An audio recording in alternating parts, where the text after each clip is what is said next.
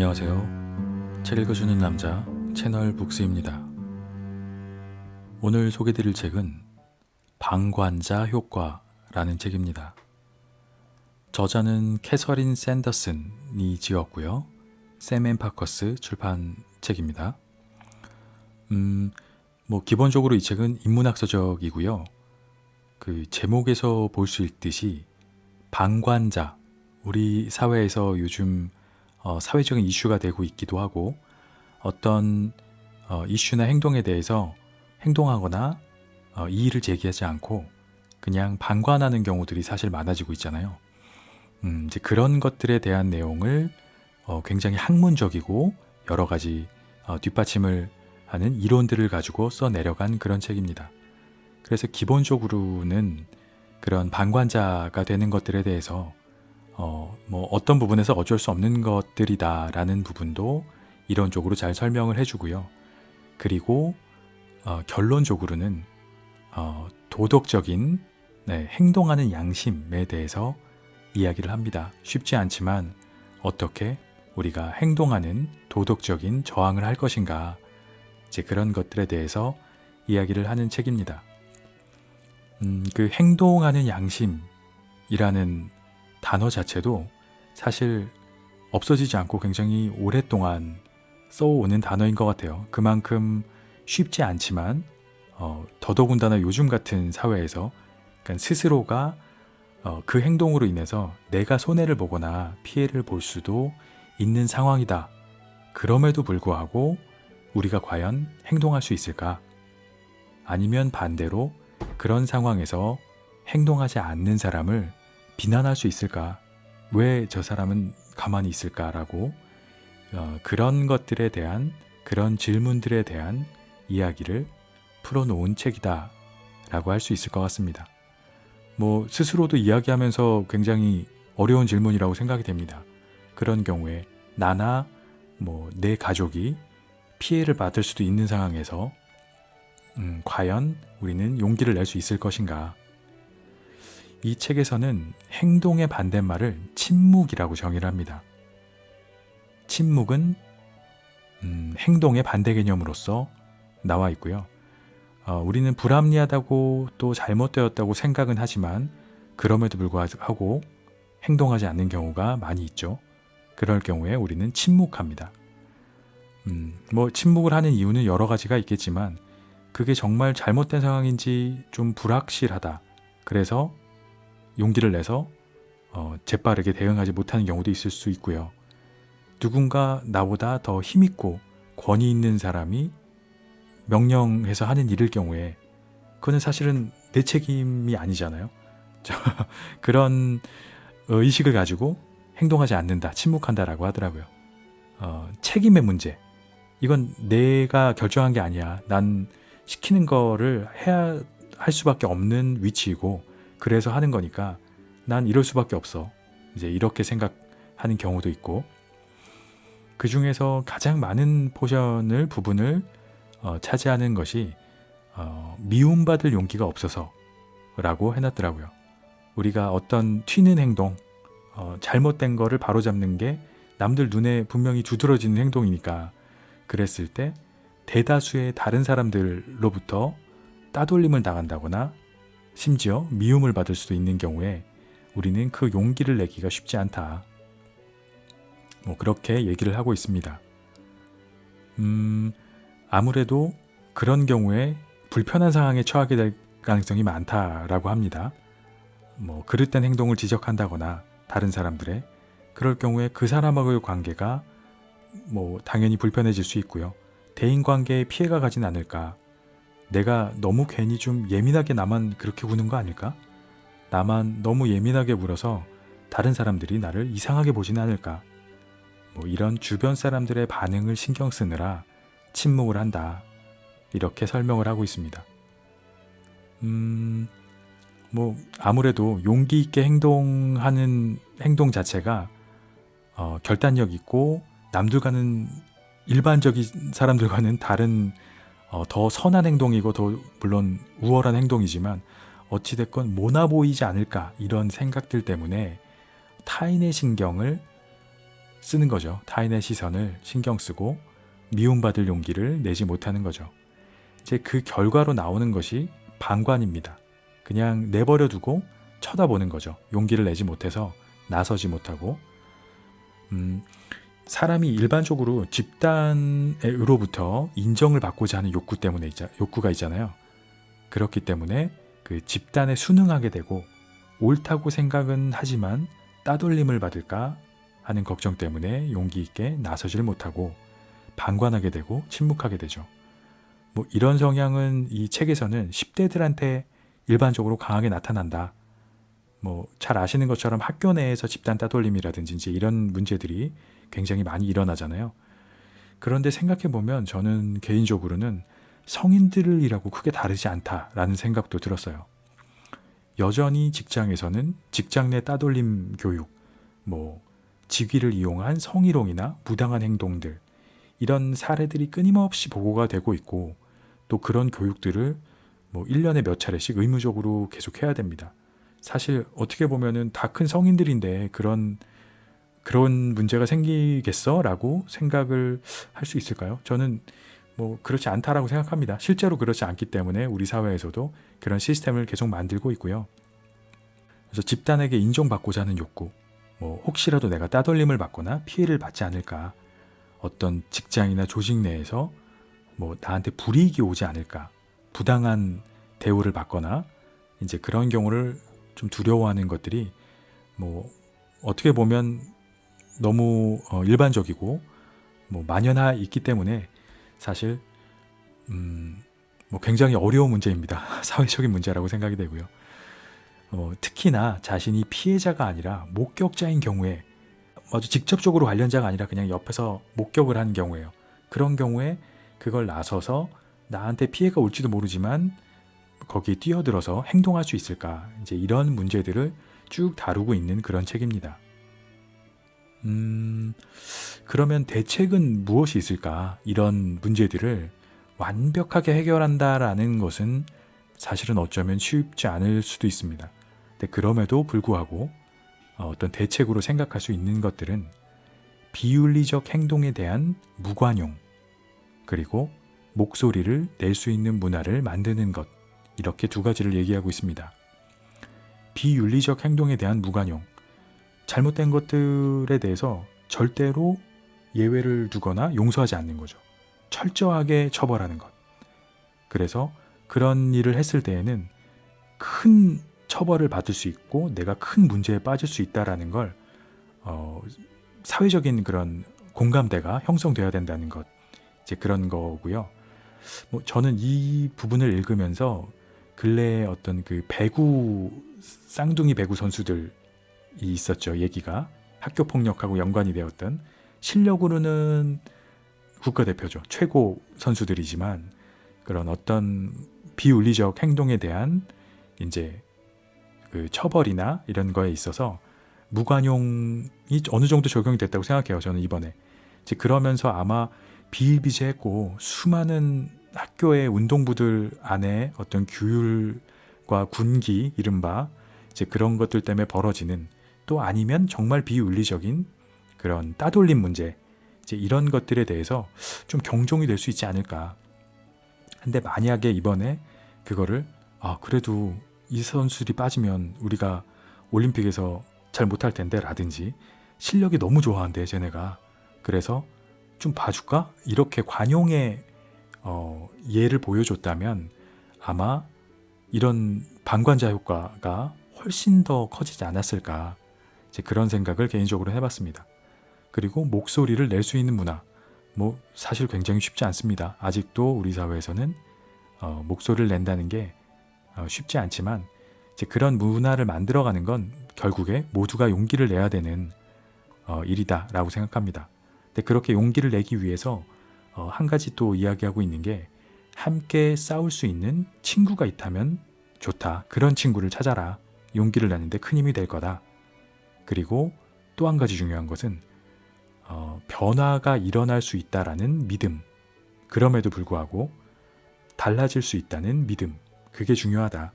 뭐 내 작은 목소리가 나 하나 목소리 낸다고 세상은 절대로 달라지지 않아. 이렇게 생각해버리면 거기서 끝이다.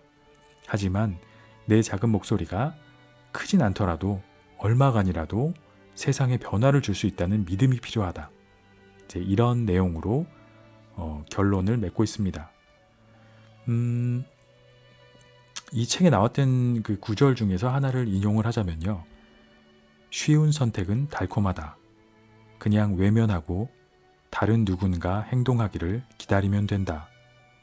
하지만 변화를 만들 수 있음에도 불구하고 그렇지 않기로 선택한다면 그 결과를 수용해야 한다. 이런 구절이 있습니다. 아무것도 하지 않고 외면하는 건 어떻게 보면 쉬운 일이죠. 그리고 그냥 누군가 하겠지. 다른 누군가 행동하기를 기다리면 되지만 만약에 그렇게 해서 일어난 결과에 대해서는 자기의 책임이 있다라는 걸 수용해야 된다라는 거죠. 우리가 그런 걸 방관했던 것들이 결국에는 어떤 식으로든 돌고 돌아서 나 자신과 아니면 내 가족들을 해치게 되는 일도 있을 수 있을 거고요. 결과적으로 우리 모두가 용기를 내지 못해서 그렇게 잘못된 것들이 고착이 돼버린다면 그 피해는 우리가 받아야 된다. 이런 이야기가 있습니다. 많은 것들을 생각할 수 있게 해주는 그런 책이고요. 이렇게 쭉 읽어보면 이야기의 이런 서사와 흐름이 굉장히 논리적이라 읽으면서 마음에 좀 울림이 있을 거다라고 생각이 됩니다. 아주 흥미 위주로 쓰여지거나 소설 같은 책은 당연히 아닙니다. 장르상으로 인문학 서적이기 때문에. 하지만 우리 모두가 생각해 봐야 될 문제다 라고 생각을 해서 추천을 드리는 책입니다. 방관자 효과. 캐서린 샌더스, 세멘 파커스. 서문. 우리는 왜 행동하지 않는가?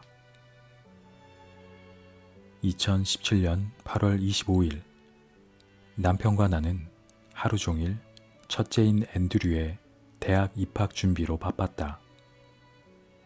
우리는 월마트에서 작은 냉장고와 러그를 샀고 아이의 새 침실벽에 포스터를 걸었다. 아쉬운 마음을 달래면서 함께 점심을 먹고 전보다 약간 조용해진 집으로 차를 타고 돌아왔다. 2주 후 어느 날 갑작스럽게 앤드류의 전화를 받았다. 그동안 없던 일이었다. 보통의 10대 아이들이 흔히 그렇듯 통화보다는 문자로 연락하는 경우가 훨씬 많았다. 앤드류는 갈라진 목소리로 기숙사 룸메이트가 죽었다고 말했다. 앤드류는 죽은 룸메이트와 죽이 잘 맞았다고 했다. 룸메이트도 신입생이었고 고향도 매사추세츠로 같았다. 자신이 졸업한 고등학교와 경쟁 관계에 있는 고등학교를 나왔고 자신처럼 남동생이 있다고 했다. 어떻게 된 거니? 내가 물었다. 앤드류의 말에 따르면 친구들과 술을 마시고 있었다고 한다. 토요일 밤이었고 밤 9시쯤 만취한 룸메이트는 쓰러지면서 머리를 부딪혔다. 앤드류 그리고 함께 술을 마신 라크로스 팀 동료들은 몇 시간 동안 번갈아 룸메이트를 돌봤다. 허리가 꺾이거나 토하다가 질식하지 않도록 배낭을 어깨 쪽에 고여놓았다. 확실히 숨을 쉬고 있는지도 여러 번 확인했다. 그런데 그들이 약 24시간 동안 하지 않은 행동이 한 가지 있다. 911에 전화하는 것이었다. 이들이 도움을 요청한 시각은 일요일 오후 4시였고 이때는 이미 늦은 뒤였다. 의식을 잃은 아이는 병원으로 실려갔고 가족들과 마지막 작별 인사를 할 시간을 벌기 위해 생명 유지 장치를 달았다. 재빨리 의료진의 도움을 받았다면 아이가 살 수 있었을지는 알 수 없다. 어쩌면 그럼에도 살지 못했을지도 모른다. 하지만 아이에게 기회조차 없었다는 사실만은 분명하다. 심각한 응급 상황에서 대학생들이 아무 조치도 취하지 못한 이 상황은 사실 전혀 낯설지 않다. 위급한 상황에서 아무 행동도 하지 않는 것을 택하는 것은 비단 대학생뿐만이 아니다. 왜 유나이티드 항공과 관련해 인터넷에 퍼진 영상 속에서 항공기에 탑승한 승객 대부분은 누군가가 강제로 끌려 나가는 모습을 보고도 조용히 앉아 있었을까? 왜 사람들은 모욕적인 언어와 괴롭힘을 보고도 침묵하는 것일까? 왜 가톨릭 교단의 수많은 성직자는 수년 동안 신부들의 성적 학대를 보고하지 않았던 것일까? 나는 1990년대에 프린스턴 대학교를 졸업하고 아머스트 대학교 교수로 재직하며 20년의 경력을 쌓으면서 내 연구는 사회적 기준에 집중되었다. 사회적인 기준이란 우리의 행동을 형성하는 불문율을 말한다.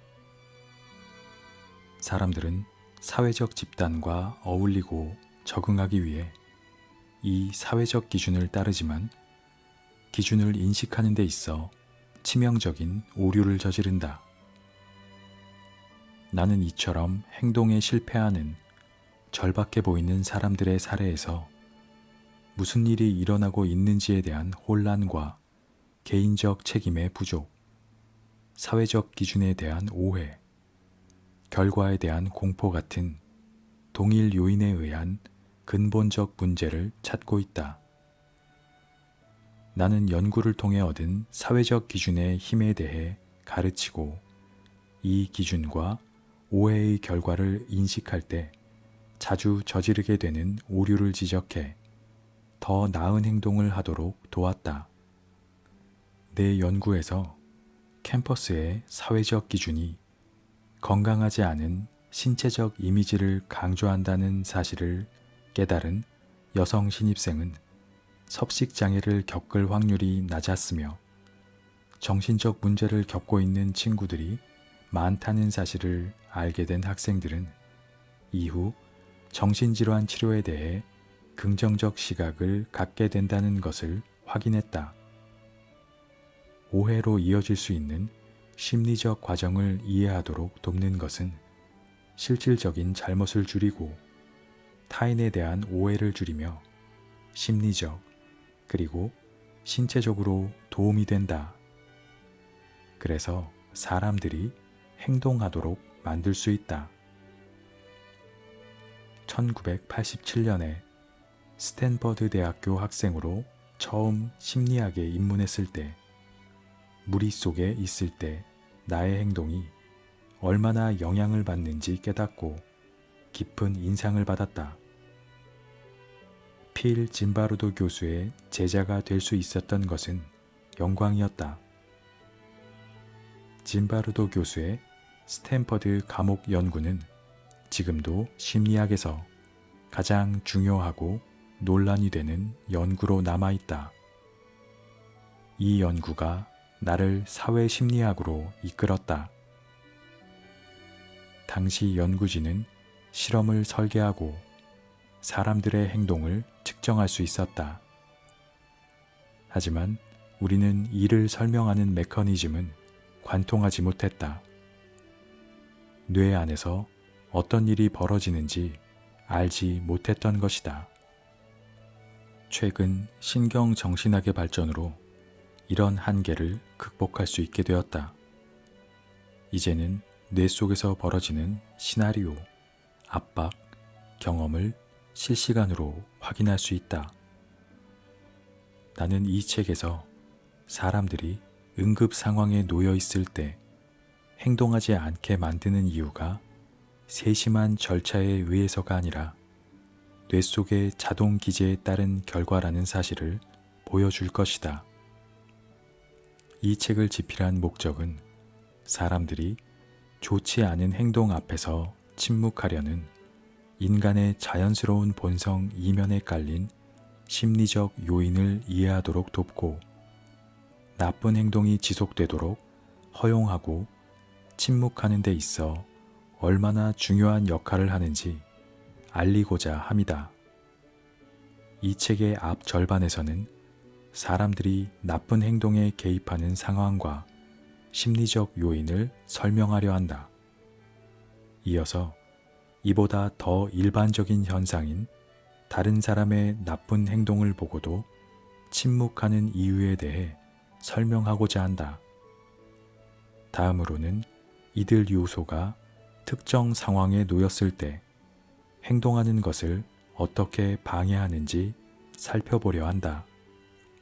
그 중에는 학교에서의 따돌림, 대학에서의 성폭력, 직장에서의 비윤리적 행위가 포함된다. 또한 타인에게 맞서는 방법과 도덕적 저항 행위에서 무엇을 얻을 수 있는지 설명하고자 한다.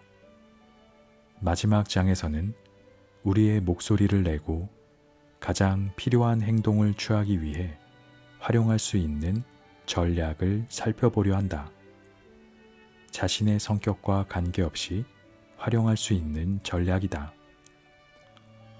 이 책이 우리가 행동하지 못하게 막는 힘에 대한 통찰력을 제공하고 우리 삶에 가해지는 압박에 저항하는 실용적 방법을 얻게 되길 바란다. 이 책이 우리가 행동하지 못하게 막는 힘에 대한 통찰력을 제공하고 우리 삶에 가해지는 압박에 저항하는 실용적 방법을 얻게 되길 바란다. 또한 여러분이 이 책의 내용을 통해 어려운 상황에서도 분연히 옳게 행동할 수 있기를 바란다. 마지막으로 침묵의 방관자가 되었을 때 일어날 수 있는 나비 효과를 막을 수 있는 비밀은 긴급한 상황에서 도움을 청하는 전화를 걸기까지 20시간이나 기다리지 않는 것이라는 사실을 알려주고 싶다. 파트 1. 선한 사람들의 침묵. 비뚤어진 군중의 힘.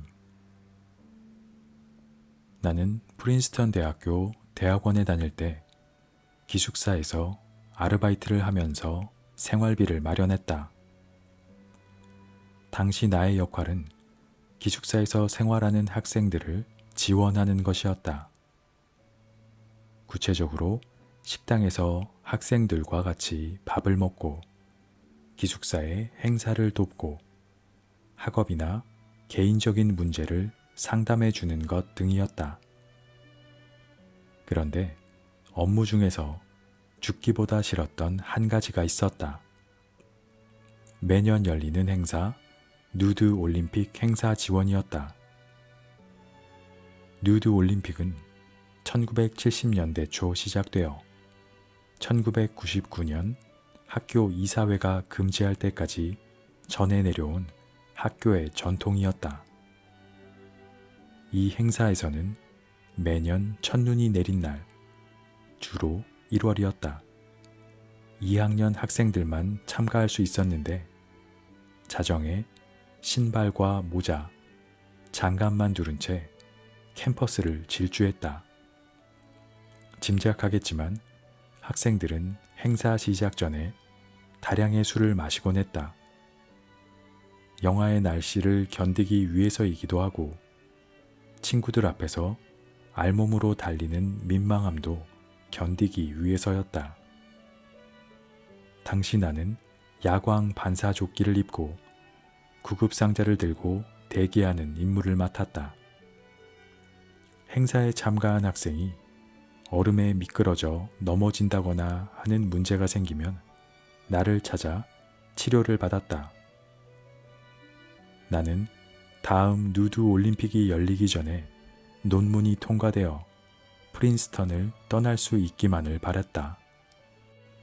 나는 미국에서 제일 똑똑하고 뛰어난 학생들이 대체 왜 이런 짓을 벌이는 것일까? 라고 자신에게 물었지만 답을 찾을 수 없었다. 한밤중에 술에 취해 발가벗고 달리는 것은 제정신으로 할 일은 아니었다. 하지만 누드 올림픽을 통해 인간 심리의 근본적인 사실 하나를 발견할 수 있었다. 사람들은 군중 속에 있을 때 혼자서는 절대 하지 않을 행동을 저지른다는 점이다. 다행히 누드 올림픽은 남에게 해를 끼치지는 않는다. 그러나 다른 옳지 않은 행동에도 일종의 군중 심리가 작용하는데 여기에 해당하는 사례는 쉽게 찾을 수 있다. 방관자 효과. 캐서린 샌더스, 세멘 파커스. 서문. 우리는 왜 행동하지 않는가? 2017년 8월 25일, 남편과 나는 하루 종일 첫째인 앤드류의 대학 입학 준비로 바빴다. 우리는 월마트에서 작은 냉장고와 러그를 샀고 아이의 새 침실벽에 포스터를 걸었다. 아쉬운 마음을 달래면서 함께 점심을 먹고 전보다 약간 조용해진 집으로 차를 타고 돌아왔다. 2주 후 어느 날 갑작스럽게 앤드류의 전화를 받았다. 그동안 없던 일이었다. 보통의 10대 아이들이 흔히 그렇듯 통화보다는 문자로 연락하는 경우가 훨씬 많았다. 앤드류는 갈라진 목소리로 기숙사 룸메이트가 죽었다고 말했다. 앤드류는 죽은 룸메이트와 죽이 잘 맞았다고 했다. 룸메이트도 신입생이었고 고향도 매사추세츠로 같았다. 자신이 졸업한 고등학교와 경쟁 관계에 있는 고등학교를 나왔고 자신처럼 남동생이 있다고 했다. 어떻게 된 거니? 내가 물었다. 앤드류의 말에 따르면 친구들과 술을 마시고 있었다고 한다. 토요일 밤이었고 밤 9시쯤 만취한 룸메이트는 쓰러지면서 머리를 부딪혔다. 앤드류 그리고 함께 술을 마신 라크로스 팀 동료들은 몇 시간 동안 번갈아 룸메이트를 돌봤다. 허리가 꺾이거나 토하다가 질식하지 않도록 배낭을 어깨 쪽에 고여놓았다. 확실히 숨을 쉬고 있는지도 여러 번 확인했다. 그런데 그들이 약 24시간 동안 하지 않은 행동이 한 가지 있다. 911에 전화하는 것이었다. 이들이 도움을 요청한 시각은 일요일 오후 4시였고 이때는 이미 늦은 뒤였다. 의식을 잃은 아이는 병원으로 실려갔고 가족들과 마지막 작별 인사를 할 시간을 벌기 위해 생명 유지 장치를 달았다. 재빨리 의료진의 도움을 받았다면 아이가 살 수 있었을지는 알 수 없다. 어쩌면 그럼에도 살지 못했을지도 모른다. 하지만 아이에게 기회조차 없었다는 사실만은 분명하다. 심각한 응급 상황에서 대학생들이 아무 조치도 취하지 못한 이 상황은 사실 전혀 낯설지 않다. 위급한 상황에서 아무 행동도 하지 않는 것을 택하는 것은 비단 대학생뿐만이 아니다. 왜 유나이티드 항공과 관련해 인터넷에 퍼진 영상 속에서 항공기에 탑승한 승객 대부분은 누군가가 강제로 끌려 나가는 모습을 보고도 조용히 앉아 있었을까? 왜 사람들은 모욕적인 언어와 괴롭힘을 보고도 침묵하는 것일까? 왜 가톨릭 교단의 수많은 성직자는 수년 동안 신부들의 성적 학대를 보고하지 않았던 것일까? 나는 1990년대에 프린스턴 대학교를 졸업하고 아머스트 대학교 교수로 재직하며 20년의 경력을 쌓으면서 내 연구는 사회적 기준에 집중되었다. 사회적인 기준이란 우리의 행동을 형성하는 불문율을 말한다. 사람들은 사회적 집단과 어울리고 적응하기 위해 이 사회적 기준을 따르지만 기준을 인식하는 데 있어 치명적인 오류를 저지른다. 나는 이처럼 행동에 실패하는 절박해 보이는 사람들의 사례에서 무슨 일이 일어나고 있는지에 대한 혼란과 개인적 책임의 부족, 사회적 기준에 대한 오해, 결과에 대한 공포 같은 동일 요인에 의한 근본적 문제를 찾고 있다. 나는 연구를 통해 얻은 사회적 기준의 힘에 대해 가르치고 이 기준과 오해의 결과를 인식할 때 자주 저지르게 되는 오류를 지적해 더 나은 행동을 하도록 도왔다. 내 연구에서 캠퍼스의 사회적 기준이 건강하지 않은 신체적 이미지를 강조한다는 사실을 깨달은 여성 신입생은 섭식장애를 겪을 확률이 낮았으며 정신적 문제를 겪고 있는 친구들이 많다는 사실을 알게 된 학생들은 이후 정신질환 치료에 대해 긍정적 시각을 갖게 된다는 것을 확인했다. 오해로 이어질 수 있는 심리적 과정을 이해하도록 돕는 것은 실질적인 잘못을 줄이고 타인에 대한 오해를 줄이며 심리적 그리고 신체적으로 도움이 된다. 그래서 사람들이 행동하도록 만들 수 있다. 1987년에 스탠퍼드 대학교 학생으로 처음 심리학에 입문했을 때 무리 속에 있을 때 나의 행동이 얼마나 영향을 받는지 깨닫고 깊은 인상을 받았다.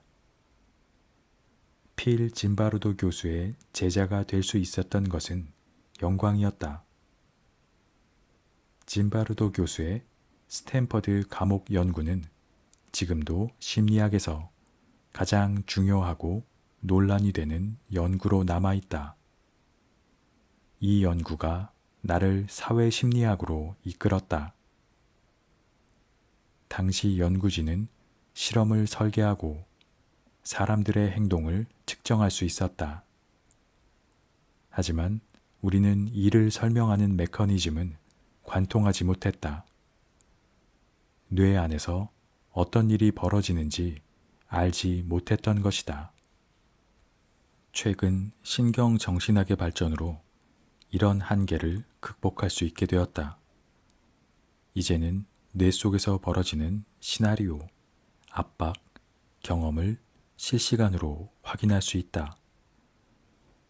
나는 이 책에서 사람들이 응급 상황에 놓여 있을 때 행동하지 않게 만드는 이유가 세심한 절차에 의해서가 아니라 뇌 속의 자동 기제에 따른 결과라는 사실을 보여줄 것이다.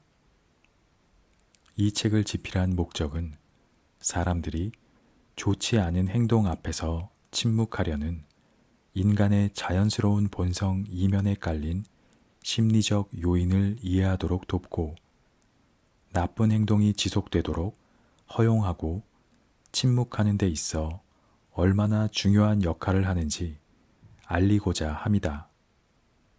이 책의 앞 절반에서는 사람들이 나쁜 행동에 개입하는 상황과 심리적 요인을 설명하려 한다. 이어서 이보다 더 일반적인 현상인 다른 사람의 나쁜 행동을 보고도 침묵하는 이유에 대해 설명하고자 한다. 다음으로는 이들 요소가 특정 상황에 놓였을 때 행동하는 것을 어떻게 방해하는지 살펴보려 한다. 그 중에는 학교에서의 따돌림, 대학에서의 성폭력, 직장에서의 비윤리적 행위가 포함된다. 또한 타인에게 맞서는 방법과 도덕적 저항 행위에서 무엇을 얻을 수 있는지 설명하고자 한다. 마지막 장에서는 우리의 목소리를 내고 가장 필요한 행동을 취하기 위해 활용할 수 있는 전략을 살펴보려 한다. 자신의 성격과 관계없이 활용할 수 있는 전략이다.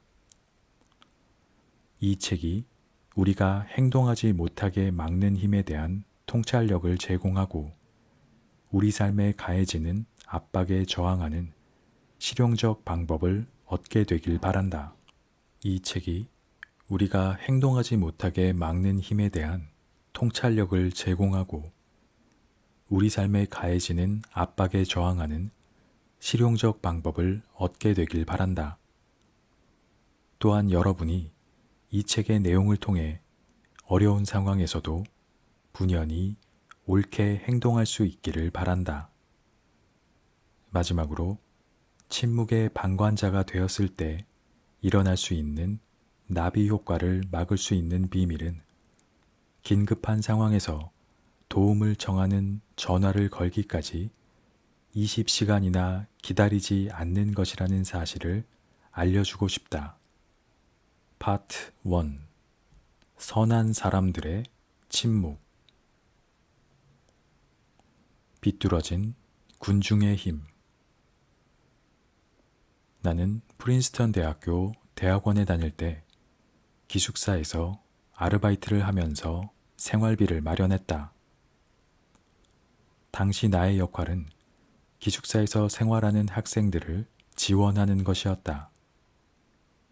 구체적으로 식당에서 학생들과 같이 밥을 먹고 기숙사의 행사를 돕고 학업이나 개인적인 문제를 상담해 주는 것 등이었다. 그런데 업무 중에서 죽기보다 싫었던 한 가지가 있었다. 매년 열리는 행사, 누드 올림픽 행사 지원이었다. 누드 올림픽은 1970년대 초 시작되어 1999년 학교 이사회가 금지할 때까지 전해 내려온 학교의 전통이었다. 이 행사에서는 매년 첫눈이 내린 날, 주로 1월이었다. 2학년 학생들만 참가할 수 있었는데 자정에 신발과 모자, 장갑만 두른 채 캠퍼스를 질주했다. 짐작하겠지만 학생들은 행사 시작 전에 다량의 술을 마시곤 했다.